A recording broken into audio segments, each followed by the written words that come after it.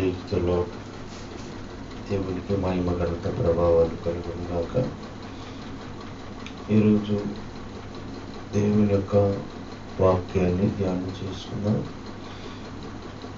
ఆయన మనతో మాట్లాడుతున్నాడు, నేను నిన్ను విడిపించేదను అని. మనం ఆరాధిస్తున్న దేవుడు ఘనమైన దేవుడు, గొప్ప దేవుడు. ఆయన మనల్ని విడిపించుటకు శక్తి కలిగిన వాడు.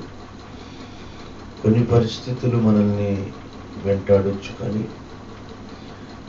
ఆ పరిస్థితుల నుంచి మనం ఎలాగా విడుదల పొందుతాం అనేది మనకు అర్థం కాకపోవచ్చు. ఈరోజు నీ ఆత్మీయుల జీవితంలో దేవుడు మాట్లాడుతున్నాడు, నేను నిన్ను విడిపించేదను, నీవు నన్ను మహిమపరిచేదను. ప్రతి విషయంలో దేవుడు మనల్ని విడిపిస్తాడు. ప్రతి విషయంలో దేవుడు మనకి ఆయన సహాయం చేస్తాడు. కానీ మనం గ్రహించుకోవాల్సింది ఏంటంటే, ఆయన మనల్ని ఎలాగుంటే విడిపిస్తాడు, ఏ పరిస్థితుల్లో ఉంటే విడిపిస్తాడు. అందుకని అంటాడు, నేను నిన్ను విడుదల చేస్తాను. మనుషులు మనం పడుతున్న బాధల్లో నుంచి మనల్ని ఎవరు విడిపించలేరు, కానీ దేవుడు మాత్రమే మన బాధల్లో నుంచి విడిపిస్తాడు. ఎటువంటి ఇష్టమైన పరిస్థితులైనా, ఇబ్బందికరమైన పరిస్థితులైనా ఆయన విడిపించుటకు శక్తి కలిగిన వాడని రాయబడి.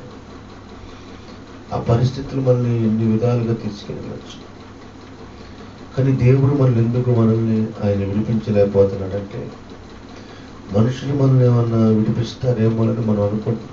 కొన్ని సమస్యలు, కొన్ని పరిస్థితులు.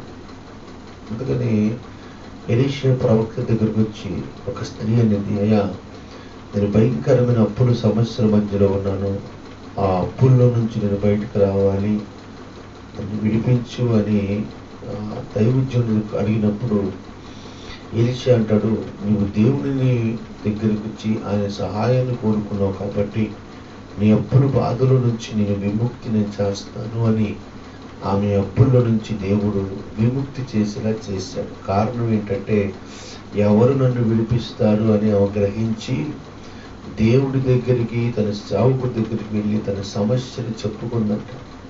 మనం కూడా మనకు కలుగుతున్న ఆపదలను బట్టి, శ్రమలను బట్టి, సమస్యలను బట్టి, ఒకటి దేవునికి, రెండు దైవజనునికి మనం చెప్పినప్పుడు మన సమస్యలన్నిటినీ ప్రభు పరిష్కరిస్తాడు. మన కుటుంబాల్లో శాంతిని, సమాధానాన్ని ఆయన అనుగ్రహిస్తాడని వాక్యం రాయబడింది. ఈ పరిస్థితులన్నిటిని మార్చేది, ఈ స్థితిగతులను మార్చేది.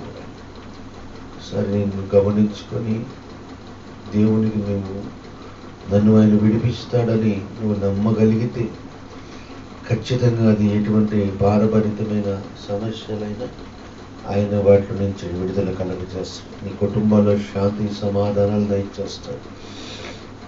నీ భార్య కానీ, నీ బిడ్డలు కానీ, నీ భర్త కానీ, నీ కుటుంబం ఎటువంటి ప్రాబ్లంలో ఇరుక్కున్నాడు, ఆయన ఖచ్చితంగా విడుదల చేస్తాడు.